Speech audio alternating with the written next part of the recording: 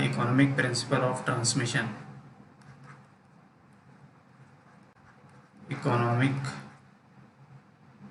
Principle of transmission.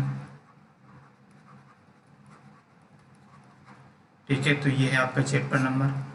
अब यहाँ से हम लोग ये देखेंगे कि ट्रांसमिशन लाइन की अगर बात करते हैं, अगर ट्रांसमिशन लाइन जब बनाई जाती है तो उसके लिए हम लोग किस फैक्टर को या किस चीज़ को सबसे ज़्यादा कीमत आंकी जाती है, या हम कह सकते हैं किस फैक्टर की प्रॉपर तरीके से अगर सेलेक्ट किया जाए तो हमारा जो ट्रांसमिशन लाइन है वो एक इकोनॉमिकल सिस्टम बन जाए, यानी कि ट्रांसमिशन सिस्टम जो है वो आपकी एक इकोनॉमिकल सिस्टम बन जाए।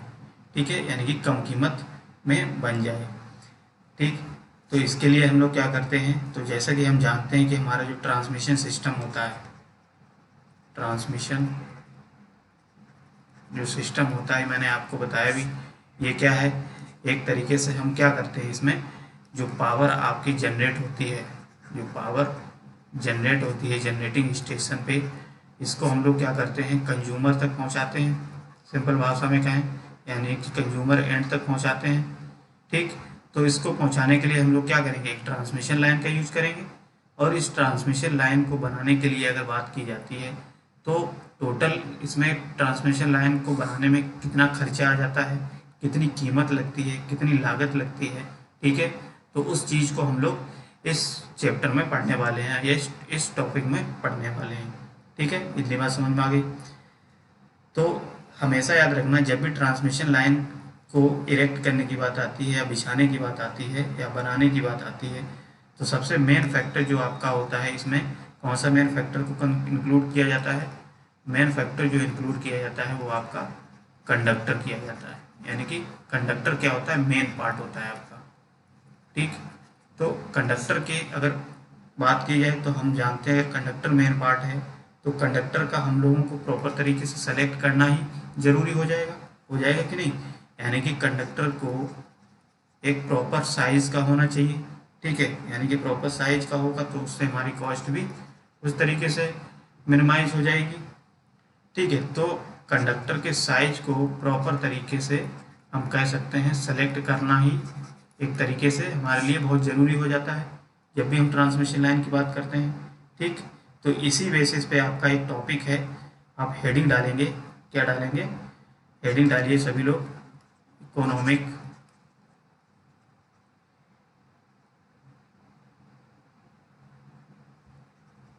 Economic choice of conductor size, conductor size. ठीक है, इतनी बात समझ में आ गई सब लोगों के। यानी कि अगर ट्रांसमिशन लाइन बनाने की बात आती है तो सबसे मेन फैक्टर हमारा क्या होता है, कंडक्टर। तो इसीलिए हमको कंडक्टर को एक प्रॉपर तरीके से सेलेक्ट करना ही ज़रूरी हो जाता है, क्योंकि हम जानते हैं कंडक्टर का ही कॉस्ट आपका ज़्यादा होता है।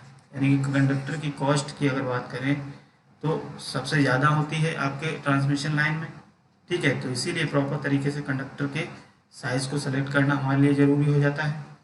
तो अभी इसीलिए क्या होता है, यही हेडिंग आप डालेंगे, economic choice of conductor material. यानी कि हम कंडक्टर साइज को या कंडक्टर साइज को एक प्रॉपर तरीके से या चुनने के लिए, या एक कह सकते हो प्रॉपर तरीके से सेलेक्ट करने के लिए हम लोग इस टॉपिक को पढ़ते हैं। ठीक है, तो चलिए सभी लोग हेडिंग डाल लीजिए, economic choice of conductor size. ठीक है, और इसमें आप लोग लिखिए, थोड़ा समझा देते हैं। तो इसमें लिखेंगे, देखिए, इलेक्ट्रिकल पावर को एक स्थान से दूसरे स्थान तक, इलेक्ट्रिकल पावर को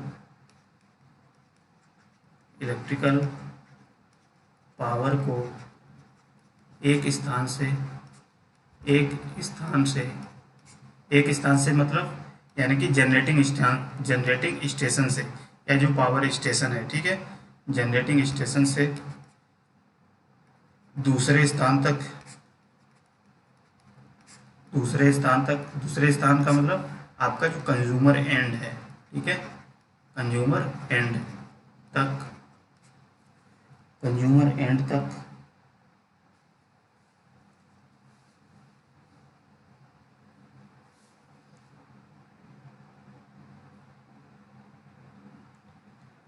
कंज्यूमर एंड तक ट्रांसमिट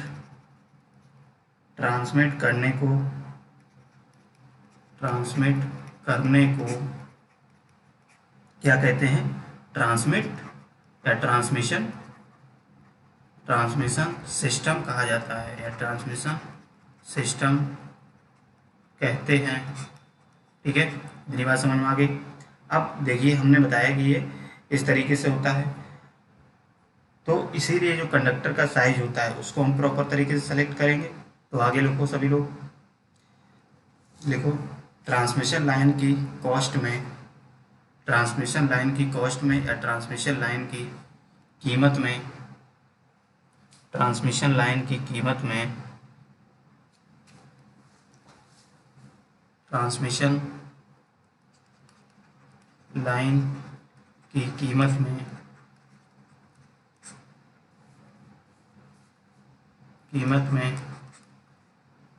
कंडक्टर की कीमत या कॉस्ट बहुत ही महत्वपूर्ण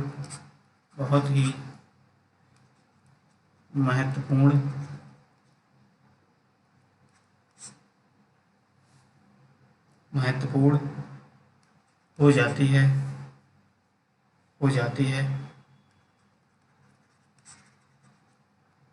है।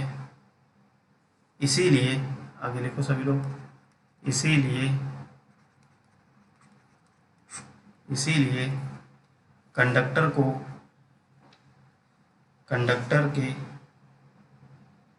के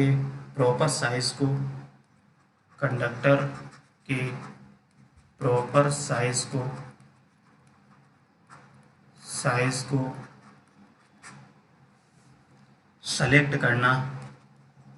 सेलेक्ट करना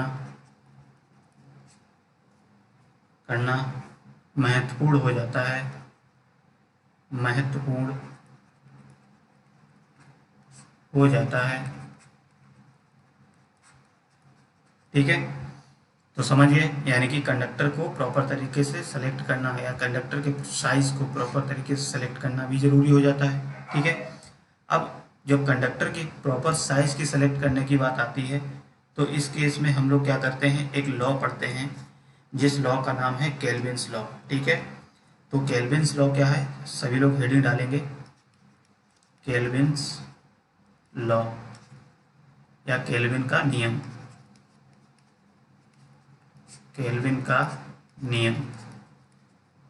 चलिए सभी लोग हेडिंग डालिए, समझ गए? तो केल्विन लॉ क्या कहता है? तो केल्विन्स क्या है, एक साइंटिस्ट थे, एक वैज्ञानिक थे, लॉर्ड केविन। कौन थे? एक लॉर्ड केविन थे। उन्होंने क्या बताया था, इन्होंने एक नियम दिया था 1881 ईस्वी में। ठीक है, 1881 ईस्वी में इन्होंने एक नियम दिया था, और इन्होंने क्या बताया था कि जब भी हम ट्रांसमिशन लाइन की बात करते हैं या ट्रांसमिशन लाइन की कॉस्ट की बात करते हैं, जो टोटल कॉस्ट जो ट्रांसमिशन लाइन की होती है, वो कॉस्ट आपकी क्या होती है, वो कॉस्ट जो मिनिमम होगी वो किस पे डिपेंड करती है, आपकी जो टोटल कॉस्ट रहेगी किसकी, कंडक्टर की। ठीक है, जो मिनिमम कॉस्ट, यानी कि हम कह सकते हैं कि कंडक्टर की कॉस्ट पे ही इन्होंने ये नियम प्रतिपादित किया था, यह नियम दिया था। तो उन्होंने क्या बताया था, तो इसको हम लोग समझते हैं। पहले ये समझ लेते हैं कि केल्विन लॉ होता क्या है। ठीक है, तो चलिए लिख लीजिए, समझाते हैं फिर उसके बाद में। लिखिए, कंडक्टर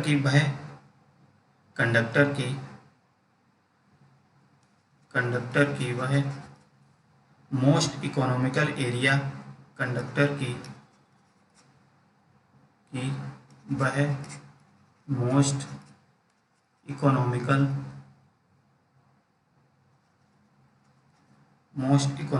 एरिया में, यानी कि साइज की बात हो रही है, मोस्ट इकोनॉमिकल एरिया जिस पर ट्रांसमिशन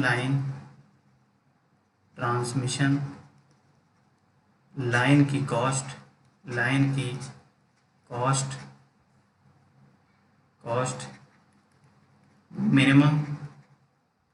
मिनिमम हो, यानी कि कम से कम हो, मिनिमम हो, तो ऐसे तो इस नियम को केल्विन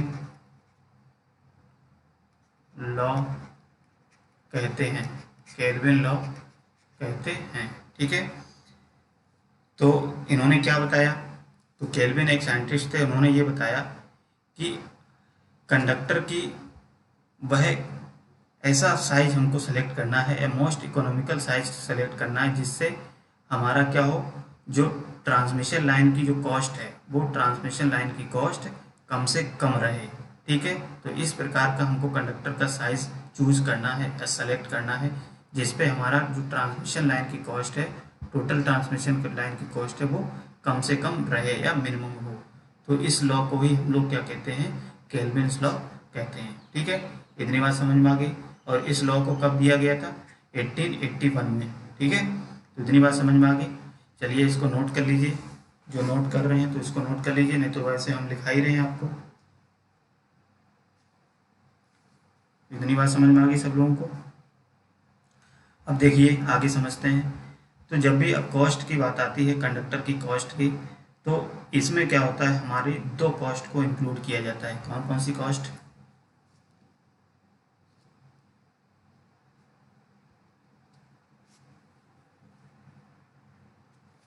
तो दो कॉस्ट कौन कौन सी होती हैं। जैसे अगर बात करते हैं, एक मिनट, तो बेसिकली जो कॉस्ट होती है आपकी, दो प्रकार की कॉस्ट इसमें इंक्लूड की जाती है केल्विन्स लॉ के द्वारा। कौन कौन से इन्होंने की थी, तो लिख लीजिए। कॉस्ट,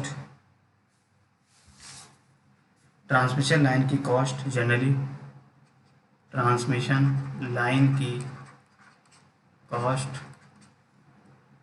जनरली या प्रायः दो पार्ट में विभाजित की जाती है या डिवाइड की जाती है। ठीक है, अब वो कौन कौन सी होती है, तो पहले लिखेंगे फिक्स्ड कॉस्ट। देखिए पहली क्या है, फिक्स्ड कॉस्ट, और दूसरी क्या है, रनिंग कॉस्ट।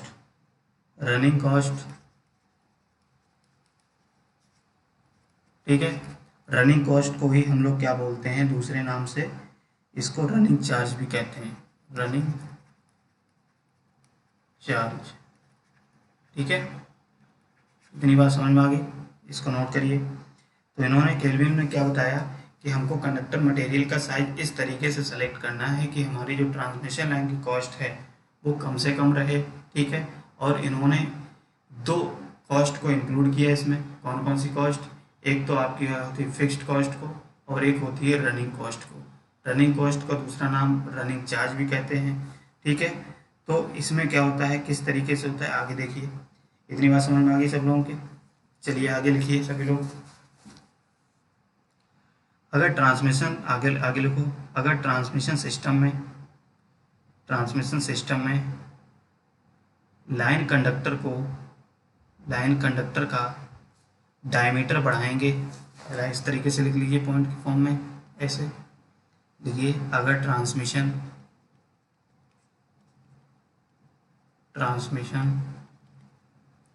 सिस्टम में कंडक्टर का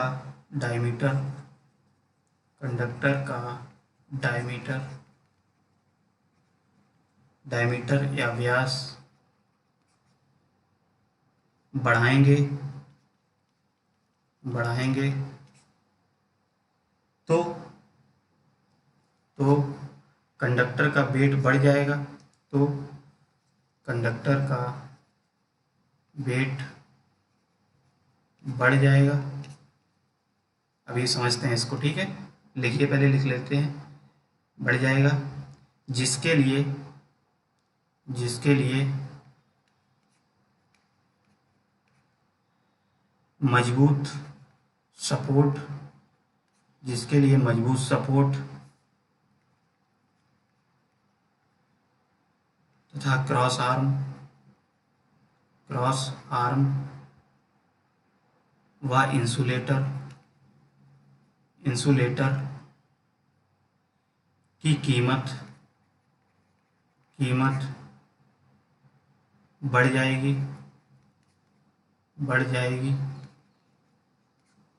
ठीक है, जिससे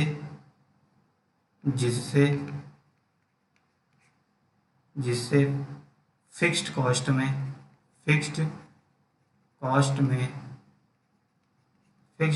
में बढ़ोतरी होगी ठीक है। इस पॉइंट को समझते हैं। तो देखिए क्या कहा है कि ट्रांसमिशन लाइन में जो कंडक्टर आप यूज करते हो ठीक है, अगर इस कंडक्टर का हम कह सकते हैं कि कंडक्टर की डायमीटर जो मान लेते हैं ठीक है, ये डायमीटर अगर हम बढ़ाते हैं तो इस डायमीटर को बढ़ाने से क्या होगा, हमारा कंडक्टर का वेट बढ़ेगा है ना। तो वेट जब बढ़ेगा तो हम जानते हैं वेट बढ़ने से क्या होगा, हम जानते हैं कंडक्टर को सपोर्ट कौन करता है, क्रॉस आर्म करते हैं, टावर करते हैं, क्योंकि टावर और क्रॉस आर्म पे ही आपका कंडक्टर लगा होता है। तो इस तरीके से हम कह सकते हैं कि हमको जो कह सकते हैं कि सपोर्ट जो होगा या टावर होगा या पोल होंगे ठीक है, या क्रॉस आर्म होगा, तो इसका क्या करना पड़ेगा, हमको मजबूती बढ़ानी पड़ेगी है ना। तो मजबूती जब बढ़ानी पड़ेगी तो इस केस में क्या होगा, हमको हमारी कॉस्ट भी बढ़ेगी कि नहीं, क्योंकि हमको उसी साइज का बनाना पड़ेगा तो कॉस्ट बढ़ जाएगी। तो इस टोटल कॉस्ट बढ़ने से हमारा क्या होगा, जो फिक्स्ड कॉस्ट होती है, जो हमारी फिक्स्ड कॉस्ट होती है वो क्या होगी, वो भी बढ़ जाएगी ठीक है। तो ये सारी चीज़ें किस में आती हैं, फिक्स्ड कॉस्ट में आती हैं ठीक है। जो आप कंडक्टर यूज करते हो, जो भी इक्विपमेंट आप बनाने के लिए यूज करते हो, वो सारी फिक्स्ड कॉस्ट होती है, यानी कि उसमें एक बार आपकी कॉस्ट लग गई उसके बाद आपकी वो फिक्स कॉस्ट रहती है ठीक। इतनी बात समझ में आ गई, बताइए सभी लोगों को इतनी बात समझ में आई, किसी को कोई भी डाउट है तो आप पूछ सकते हैं ठीक है। अब देखिए ये तो बात होगी इसके कंडक्टर की, अगर हम कंडक्टर का डायमीटर बढ़ाते हैं तो उससे हमारा कंडक्टर का वेट बढ़ जाएगा, और वेट बढ़ने के साथ साथ में हमको सपोर्ट या टावर की कॉस्ट भी बढ़ जाएगी, क्योंकि उसी हिसाब से उसकी क्या है, कॉस्ट हमको बढ़ानी पड़ेगी कि नहीं। तो इस केस में क्या होगा कि हमारा वेट बढ़ जाएगा, और वेट बढ़ने से क्या होगा, हमारे जो टावर होगा या क्रॉस आर्म होगा, क्योंकि टावर और क्रॉस आर्म पे ही आपके कंडक्टर प्लेस होते हैं, तो उसके लिए हमको क्या करना पड़ेगा, इसकी भी मजबूती बढ़ानी पड़ेगी, और इसकी मजबूती बढ़ाने के लिए हमको क्या बना, जो टोटल कॉस्ट हो जाएगी वो भी हमारी क्या हो जाएगी, इंक्रीज हो जाएगी, होगी कि नहीं होगी, बताइए। तो इतना नोट करिए सभी लोग।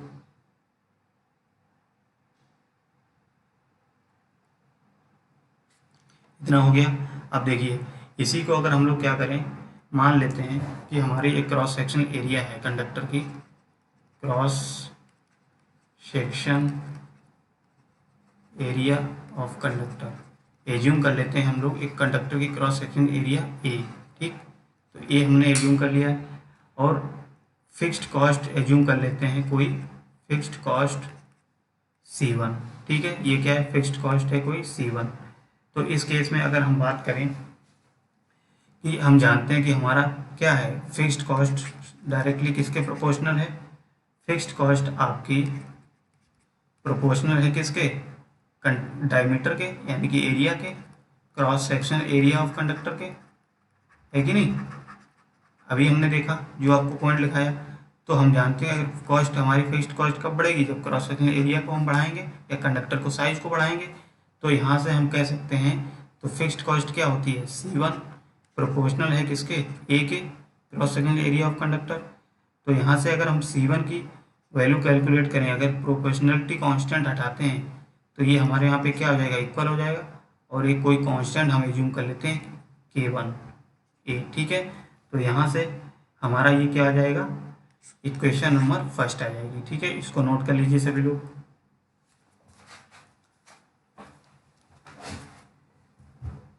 इतनी बात समझ में आई सब लोगों के, बताइए।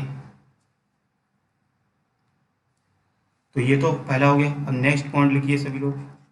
अब देखिए अगर हम लोग क्या करें, कंडक्टर के अगर डायमीटर की बात करते हैं या व्यास की बात करते हैं, अगर उसको हम घटाते हैं, तो ये तो अभी बढ़ाने के केस में हमने कहा, अगर हम कंडक्टर की डायमीटर को मान लेते हैं डायमीटर या व्यास, व्यास मान लिया, ये अगर हमको घटाते हैं, कम करते हैं, तो कम करने से क्या होगा, हम जानते हैं कि अगर डायमीटर कम करेंगे तो उस केस में हमारा जो रेजिस्टेंस होगा उसकी वैल्यू बढ़ जाएगी, क्योंकि हमारा रिलेशन क्या होता है, R equals to rho L upon A होता है कि नहीं। यानी कि डायमीटर बढ़ाओगे तो कह सकते हो क्रॉस सेक्शनल एरिया, अरे यानी कि कह सकते हो डायमीटर घटाओगे तो उस केस में हम कह सकते हैं क्रॉस सेक्शनल एरिया हमारा कम होगा, और क्रॉस सेक्शनल एरिया जब कम होगा तो उस केस में हमारा जो रेजिस्टेंस होगा वो क्या हो जाएगा, बढ़ जाएगा।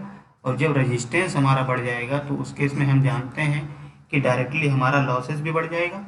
कौन सा losses, I square R loss. ये क्या है, ये लॉस बढ़ेगा कि नहीं बढ़ेगा। यानी कि हम अब देखो, अगर कंडक्टर के साइज की बात करें, अगर उसको हम लोग डायमीटर कम करेंगे तो हमारा रेजिस्टेंस बढ़ जाएगा, और रेजिस्टेंस बढ़ेगा तो हमारा लॉस बढ़ जाएगा। तो अब क्या करेंगे, तो क्या होगा इस केस में, तो इसीलिए हम लोग क्या करते हैं, इस प्रकार की कॉस्ट जो होती है हम कह सकते हैं जो आई स्क्वायर है, तो ये क्या है, करंट पे डिपेंड कर रही है और रेजिस्टेंस पे, यानी कि जो कंडक्टर में आपकी करंट फ्लो होती है, तो यही जो कॉस्ट आपकी डिसाइड की जाती है वो रनिंग कॉस्ट बेसिस पे होती है। यानी कि रनिंग यानी कि जब आपका ऑपरेशन में होता है, जब करंट इसमें फ्लो हो रही होती है, इसीलिए हम लोग क्या करते हैं इस सिस्टम को, ये जो कॉस्ट आती है वो आपकी रनिंग कॉस्ट के अंतर्गत आती है। कौन सी, रनिंग कॉस्ट। ठीक, अब रनिंग कॉस्ट जब हमारी क्या है, लॉस ये हो जाएगा तो रनिंग कॉस्ट क्या हो जाएगी हमारी, ये भी बढ़ जाएगी, है ना। तो इस केस में क्या होगा, इसको अगर मैथमेटिकली हिसाब से देखा जाए तो क्या होगा, तो सबसे पहले क्या करेंगे, आप लिख लीजिए इस पॉइंट को, और इस पॉइंट को लिखते हैं, उसके बाद इसको मैथमेटिकली सॉल्व करते हैं। आगे लिखिए, इस पॉइंट के फॉर्मेट में लिखेंगे, अगर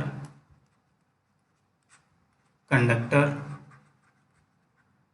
कंडक्टर को कंडक्टर के डायमीटर को कंडक्टर के डायमीटर को कम करते हैं या घटाते हैं, डायमीटर को कम करते हैं या घटाते हैं, लिखिए, हम बोल रहे हैं, ठीक है, सभी लोग लिखते रहिए, घटाते हैं तो उसका रेजिस्टेंस बढ़ जाएगा। कैसे बढ़ जाएगा, तो देखिए हमने बताया अभी, है ना। तो यहाँ पे ये क्या है, डायमीटर घटाएंगे यानी कि एरिया घटेगी, एरिया घटने का मतलब रेजिस्टेंस की वैल्यू बढ़ जाएगी, रेजिस्टेंस की वैल्यू बढ़ेगी तो उससे क्या हमारा क्या होगा, लॉसेस होगा, ट्रांसमिशन लॉसेस, और ट्रांसमिशन लॉस होगा तो उससे हम जानते हैं जो ट्रांसमिशन लॉस होता है वो हमारा किस पे डिपेंड करता है, रनिंग कॉस्ट पे। और रनिंग कॉस्ट का मतलब क्या है, हमारा रनिंग कॉस्ट भी बढ़ेगी इसी केस में, तो इसी पॉइंट को हम लिखा रहे हैं, आप लिखिए। तो आगे क्या लिखा है, तो उसका रेजिस्टेंस बढ़ जाएगा, जिससे कि जिससे कि उसमें उसमें electrical current electrical current electrical current flow होने से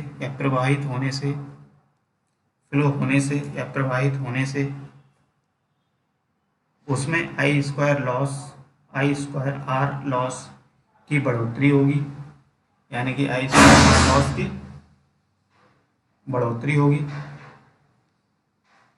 होगी कि नहीं होगी, बढ़ोतरी होगी। इस प्रकार रनिंग कॉस्ट बढ़ जाएगी, इस प्रकार रनिंग कॉस्ट बढ़ जाएगी। आगे लिखो, इसी कमी को दूर करने के लिए इसी कमी को दूर करने के लिए इसी कमी को दूर करने के लिए केल्विन ने एक लॉ प्रतिपादित किया केल्विन ने एक लॉ प्रतिपादित किया या दिया, जिससे उपयुक्त कंडक्टर का चयन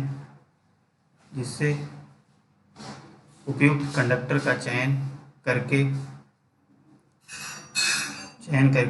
फिक्स्ड तथा रनिंग कॉस्ट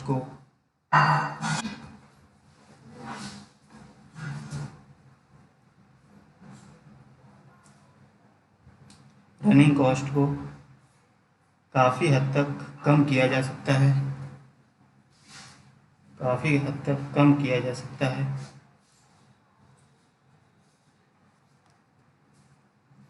काफ़ी हद तक कम किया जा सकता है।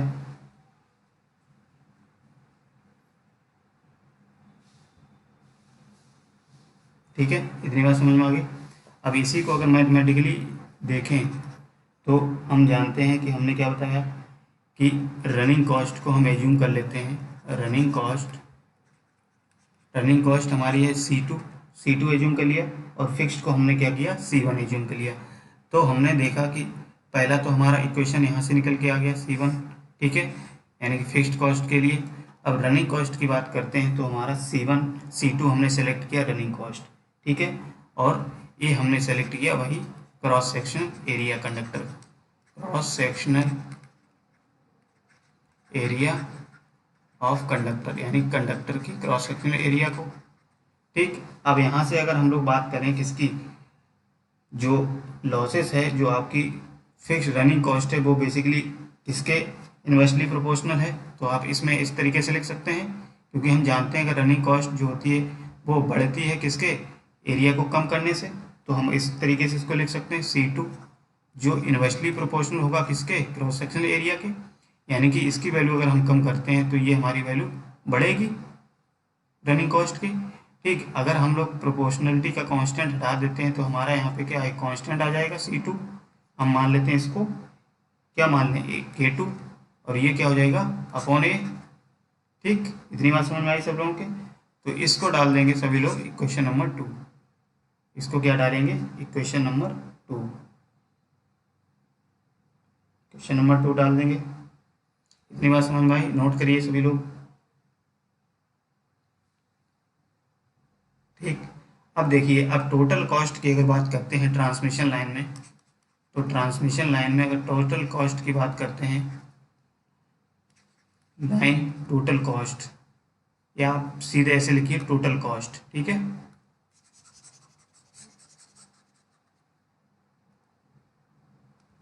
Total cost. तो टोटल कॉस्ट कैसे निकलेगी, हम जानते हैं कि दो कॉस्ट हैं, रनिंग कॉस्ट और फिक्स्ड कॉस्ट। तो इसको हम लोग क्या कर देते हैं, मान लिया C इक्वल्स टू मान लेते हैं टोटल कॉस्ट, और टोटल कॉस्ट क्या होगी C1 प्लस C2। C2 हमारी क्या है, रनिंग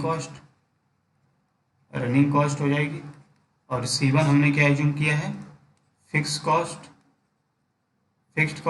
ठीक, तो अब यहाँ से हम लोग देखते हैं कि हमारी जो कॉस्ट है, टोटल जो कॉस्ट है वो कम से कम मिनिमम कब रहेगी, तो किस कंडीशन पे मिनिमम रहेगी, तो वो कंडीशन हमको निकालना है। ठीक है, यानी कि जिस कंडीशन पे हमारी मिनिमम रहेगी कॉस्ट, उसी साइज का हमको क्या बनाना पड़ेगा, कंडक्टर का साइज लेना पड़ेगा। ठीक है, तो चलिए आगे इसमें डेरिवेशन टाइप से लिखिए। C1 जब है तो C1 की हमको वैल्यू पता है कितनी है, C1 की वैल्यू हमने सेलेक्ट की थी क्या, K1 into A plus C2 की वैल्यू देखिए ये है, इक्वेशन नंबर 2 से हम पुट कर सकते हैं, और C1 की वैल्यू हम इक्वेशन नंबर 1 से रख सकते हैं। C2 की वैल्यू क्या है, K2 प्लस A, यही हो जाएगा, बताइए। तो इसको हम क्या डाल देते हैं, इक्वेशन नंबर 3 डाल देंगे। इसको सभी लोग क्या करेंगे, इक्वेशन नंबर 3 डालेंगे। चलिए डालिए, इतना नोट करिए सभी लोग। ठीक, अब क्या होती है, अब अगर हम बात करते हैं कंडक्टर की कॉस्ट अगर मिनिमम रखनी है, ठीक है, तो मिनिमम रखने के लिए क्या करेंगे, आगे लिखिए, मिनिमम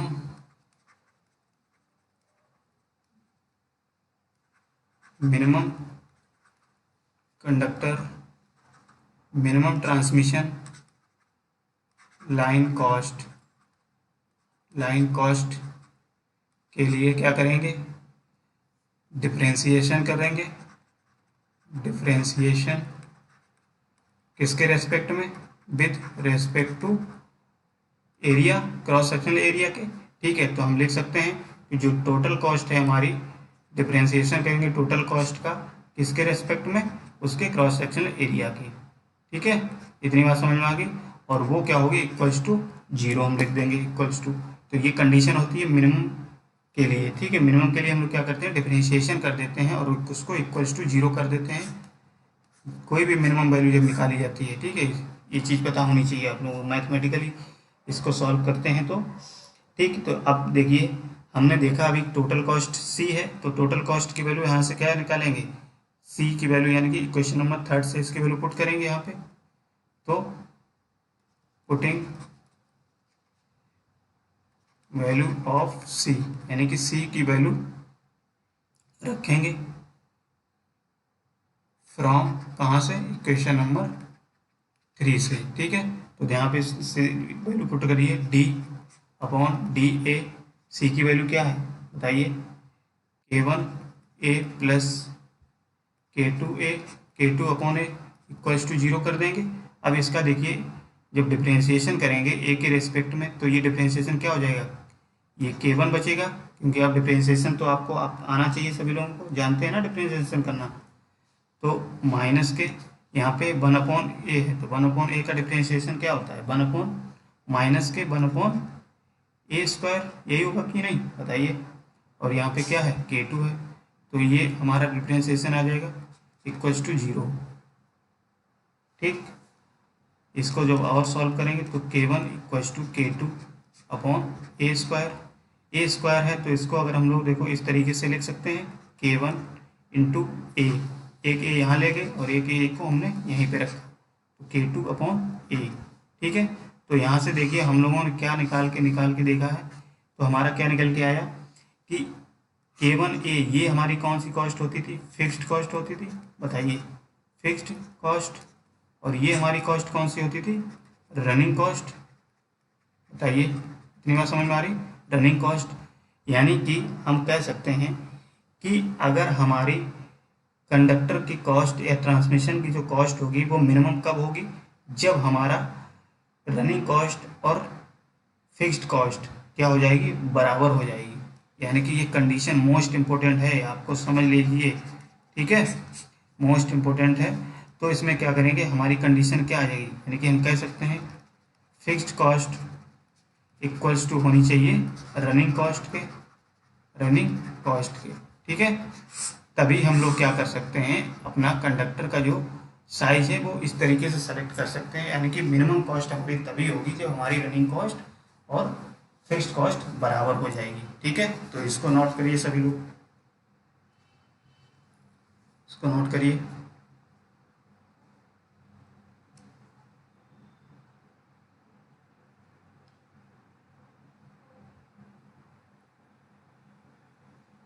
तो इतनी बात समझ में आ गई।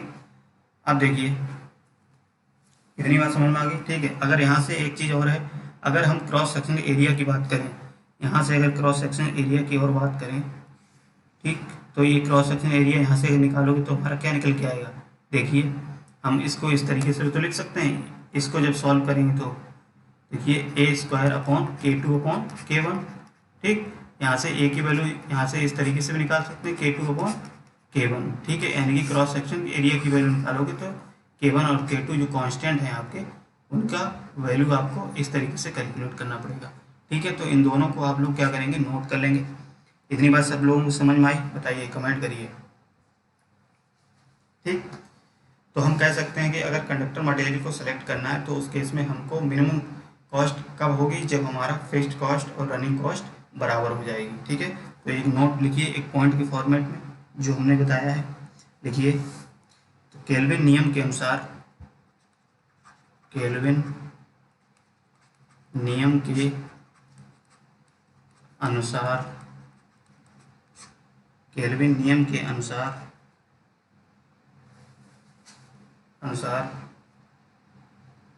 ट्रांसमिशन लाइन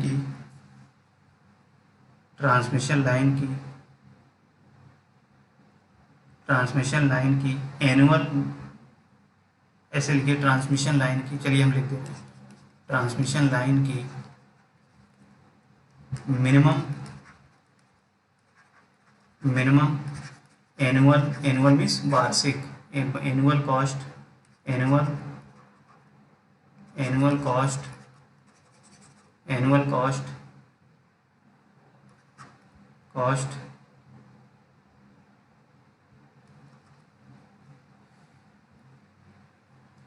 तभी बराबर होगी, तभी मिनिमम होगी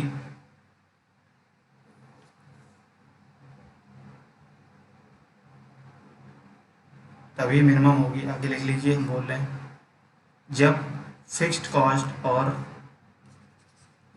कॉस्ट और रनिंग कॉस्ट बराबर होती है, रनिंग कॉस्ट बराबर होती है। ठीक है, बताइए पूरा डेरिवेशन समझ में आया है सभी लोगों के? कोई दिक्कत किसी को?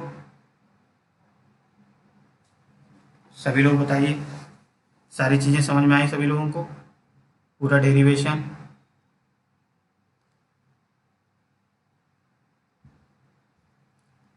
तो ये क्या है हमारा, इस तरीके से हमने देखा